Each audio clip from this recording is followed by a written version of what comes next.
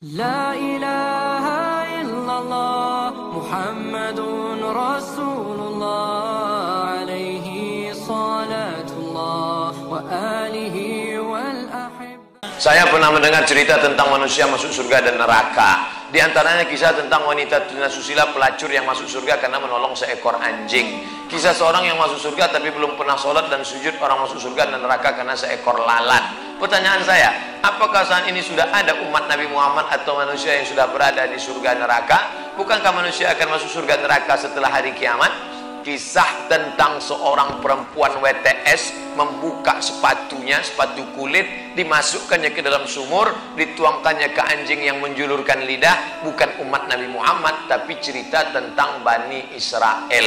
Allah mengampunkan dia dan dia akan masuk surga. Apakah di surga itu sekarang sudah ada orang di dalamnya? Nabi Muhammad dulu masuk ke surga untuk apa? Meninjau-ninjau, menengok-nengok. Orang yang soleh meninggal, rohnya masuk ke dalam burung paruh warna hijau. Burung itu terbang ke sana kemari. Buka kitab Ar-Ruh, ditulis oleh Imam Ibnu Qayyim Al-Jauziyah. Bapak, ibu, adik-adik, kalau mau baca kitab tentang surga, neraka, alam barzah, dua kitab. Pertama At-Tazkirah Imam Al-Qurtubi, Ar-Ruh Imam Ibnu Qayyim Al-Jauziyah. Ada orang-orang dibawa singgah ke surga jalan-jalan. Ini pemukiman, real estate, rumah mewah. Nanti akan ditempati 1 Januari 2018. Tapi sebelum itu orang boleh jalan-jalan, nengok, survei-survei dulu. Makanya orang mati syahid wajahnya senyum. Kenapa orang mati syahid wajah senyum? Karena sebelum nyawanya keluar, malaikat sudah mengepakkan sayapnya. Di situ nampaknya kau akan mati, kau tinggal di lorong blok C nomor 15. Senyum dia. Nah, ini kita sekarang jangankan tempat surga, parkir pun payah. Apa hukumnya jika saya sholat sambil menutup mata agar sholat saya menjadi lebih khusyuk? Apakah ini tak boleh Pak Ustadz? Sebab dulu saya pernah tanya hal ini pada dosen agama, katanya ini tak boleh karena dianggap tak sopan pada Allah. Sementara jika mata saya terbuka, saya sulit untuk khusyuk. Adakah solusi untuk saya Pak Ustadz? Thanks. Ada gambar senyum. Titik 2. Sekarang saya mau menunjukkan beberapa riwayat sahabat Nabi itu sholatnya pejam mata atau buka mata. Jangan jawab. Nabi jadi imam, sahabat di belakang. Ketika sedang sholat, Nabi buka selopnya, sendalnya. Waktu itu Masjid Nabawi pasir. Nabi buka selopnya, semua sahabat yang ada di belakang membuka selop. Kira-kira sahabat di belakang pejam mata atau buka mata? Buka, karena kalau pejam mana dia tahu. Uqtulul aswadaini fi shalah, bunuhlah dua yang hitam ketika kau sedang sholat.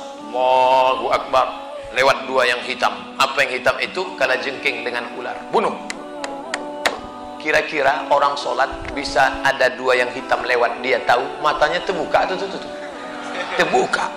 Kalau tertutup, tiba-tiba udah tegak anaconda. Nah, terbuka. Jadi masalah sholat terbuka atau tertutup, terbuka. Tapi ada saat tertentu kita mesti tutup. Saya pernah mengalami. Pas di depan saya pakai baju kaos, tertulis di belakangnya, hidup memang susah, jangan bikin susah. Asal saya buka, terbaca.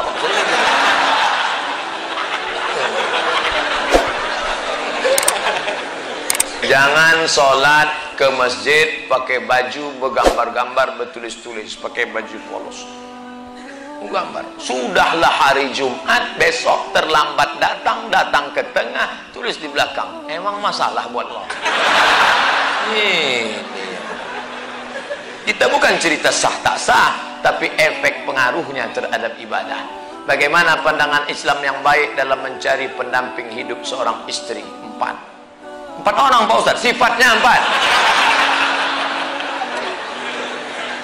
Tungkahul mar'atu li arba', perempuan dinikahi karena 4. Apa yang pertama? 5 liha, karena kaya.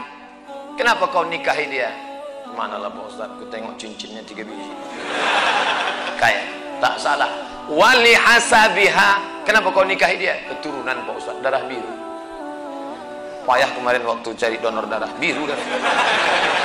Yang ketiga, wali jamaliha, karena cantiknya. Rambutnya Mbak Mayang terurai, pipinya Mbak pauh dilayang, alisnya Mbak semut beriring, bibirnya Mbak delima merekah. So sweet. Walidiniha, karena agamanya. Fasfar bidatidin, pandangkan agamanya. Kau nikahi karena sukunya. Berapa banyak orang melanggar pantangan suku, dipecat dari suku. Kau nikahi dia karena kayanya, hartanya hilang melayang, kau tak suka lagi. Kau nikahi karena bentuk rupa, perempuan bagaikan bunga, kuntum mekar, setelah itu layu, semuanya layu, dia akan berubah. Nikahilah karena agamanya. Ustadz Somad, ya, saya mahasiswa Ustadz dulu, ya, bisa, saya udah tamat kuliah Pak Ustadz, mantap. Udah kerja Pak Ustadz, alhamdulillah. Belum nikah Pak Ustadz, nauzubillah. Bisa Ustadz carikan yang ada 4-4-nya Pak Ustadz. Kalau ada 4-4-nya ngapain untuk ente? Man talaba akhan bila aibin baqiya bila akhin. Siapa mencari kawan yang tak bercacat, seumur hidup tak akan berkawan. Menikah bukan mencari kesempurnaan, menikah menutupi segala kekurangan. Semenit setelah akad, mulailah kau nampak segala kekurangannya. Kurang cantik, kurang tinggi, kurang putih, kurang mancung, kurang. Maka setelah nikah, kau tutupilah segala kekurangannya. Setelah dapat, inilah dunia akhirat Pak Ustaz. Jangan lagi matamu liar kemana-mana. Kalau laki-laki sudah menikah, nampaknya perempuan cantik di jalan, pulanglah ke rumah. Apa yang ada pada perempuan di jalan itu ada juga di rumah, walaupun bentuknya agak lain sedikit. Bagaimana Ustadz menjaga kesehatan begitu jadwal padat? Tadi masuk WA ke sahabat kita, apa kata dia? Kalaulah Ustadz Somad itu made in Jepang, sudah lama rontok. Lalu apa yang Ustadz minum, apa yang Ustadz makan? Semuanya doa jamaah. Cobalah tengok di YouTube, di Twitter, di Facebook, di BBM, doa jamaah. Amin, amin, amin, amin, amin. Semoga Ustadz sehat, semoga Ustadz istiqamah, semoga doa menumpang tuah pada doa, mulut-mulut, tangan-tangan yang soleh. Mudah-mudahan kita bersatu dalam kebaikan insyaallah. Berapa takbir Idul Fitri Pak Ustadz? Berapa hari? Dari mulai tenggelam matahari sore, petang, malam takbir, sampai sore tanggal 13, 10, 11, 12, 13. Allahu Akbar, Allahu Akbar, Allahu Akbar. La ilaha illallah, wallahu akbar, Allahu akbar, walillahil hamd. Sampai jam 2 malam suara tak serak-serak. Begitu ditengok, rupanya flash disk. Janganlah flash disk, orang lah. Ini banyak nanti flash disk ini masuk surga. CD masuk surga, flash disk masuk surga. Dilatihlah anak-anak muda kita. Latih anak-anak muda. Nih, takbir bukan cuma di masjid. Selama 4 hari itu takbir. Anak-anak, ibu-ibu di rumah sambil masak opor, masak rendang, masak gulai kambing. Allahu Akbar, Allahu Akbar, la ilaha illallah. Garamnya kurang. Apa yang membuat Ustadz tetap istiqomah berdakwah dari masjid satu ke masjid lain? Bukankah Ustadz sudah ada tawaran TV swasta untuk mengajak Ustadz mengisi acara di salah satu stasiun TV yang kita semua sudah tahu kalau tampil di TV bayarannya besar? Ya mau saya harus ganteng. Masuk TV itu 2, ganteng betul atau buruk betul? Saya pula kan tidak pala buruk, tapi ganteng pun tidak juga. Pakaian itu harus begini, harus begitu, nah, itu yang tak bisa. Tapi yang paling berat ini jadwal harus gini. Saya tak bisa jadwal. Saya sudah penuh sampai 2018 Idul Fitri saya sudah. Nah, nanti setelah itu barulah kita masuk ke TV-TV. Kok muat? Apakah memang ada hadis yang mengatakan tidak kujamin umatku 14 abad akan datang? Seandainya hadis ini memang ada, apa yang tidak dijamin? Syafaatnya atau ibadahnya? Mohon pencerahan. Tak ada. Nabi jangan berkecil hati hidup zaman sekarang. Apa kata Nabi sallallahu alaihi wasallam? Al ibadatu fil haraji kahijratin ilayya. Siapa yang tetap istiqamah beribadah padahal waktu itu banyak fitnah-fitnah, sama macam berhijrah bersama Nabi Muhammad sallallahu alaihi wasallam. Jadi jangan mengutuk nasib. Mengapa aku hidup di abad sekarang ini? Kenapa tak hidup zaman Abu Bakar, Umar, Utsman, Ali? Kalau mental model ini, hidup zaman dulu pun jadi Abu Jahal, Abu Lahab. Jangan berduka. Anak-anak muda, kalian yang banyak godaan, justru hebat. Ini anak-anak muda yang datang malam ini, luar biasa. Tadi udah ada yang ngajak ke karaoke, ada yang ngajak ke night club, ada yang ngajak main gapli, ada yang ngajak dangdut. Dia tolak itu semua. Maka sama macam hijrah bersama Nabi Muhammad SAW. Tuh, bro, kita gimana karaoke malam ini? Tidak, aku mau ngaji ke sana. Ada Ustaz Somad datang. Itu. Setelah, jadi gimana? Pulang dari sana kita.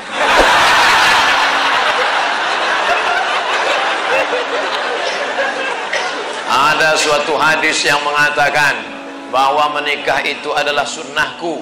Barang siapa yang tak mengikut sunnahku maka dia bukan umatku. Bagaimana dengan Imam Syafi'i? Karena dalam buku autobiografi Imam Syafi'i mengatakan beliau tak nikah. Imam Syafi'i menikah. Dari mana Ustaz tahu Imam Syafi'i menikah? Bacalah biografinya. Yang tak menikah itu Imam Nawawi. Betul, ada imam dalam mazhab Syafi'i, Imam Nawawi. Imam Nawawi tak menikah. Imam Ibnu Taimiyah tak menikah. Sayyid Qutb penulis fi Zilalil Quran tak menikah. Syekh Abdul Fattah Abu Ghuddah menulis satu kitab judulnya Al-Ulama Al-Uzzab Alladzina Atharul Ilma Ala Zawaj. Biografi ulama-ulama yang tak menikah sampai mati karena lebih memilih ilmu daripada nikah. Kenapa Ibnu Taimiyah tak menikah? Kalau Ibnu Taimiyah menikah, istrinya itu pasti tetap tinggal karena dia lebih lama di penjara daripada di luar penjara. Sayyid Qutb digantung 1966, mati dalam keadaan ditulisnya tafsir itu di penjara. Maka mereka itu memikirkan mudaratnya lebih besar. Tapi kalian yang muda sekarang jangan kalian ikut ini. Zaman Imam Nawawi dulu dia tak menikah. Perempuan zaman itu biji matanya aja yang nampak.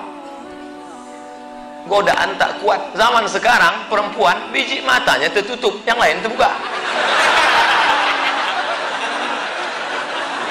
Jangan, jadi berubah zaman. Jangan kan, oh, aku mau ikut Imam Nawawi aja. Tak bisa, lain, tak bisa. Godaan luar biasa. Ini saya mau pulang nih, godaan yang paling terberat nanti jumpa pramugari lah. Besok habis sholat Jumat mau pulang, sudah jelas pakai peci, pakai baju koko, pasang muka seram waktu lewat, tetap ditegurnya. Nomor berapa? La ilaha illallah. Udah dapat nomor kursi duduk saya, sengaja tak ada senyum-senyum. Tetap dia datang, Bapak seat beltnya udah dipasang. Astagfirullahaladzim. Ramah betul lah dia. Silap pula lama-lama.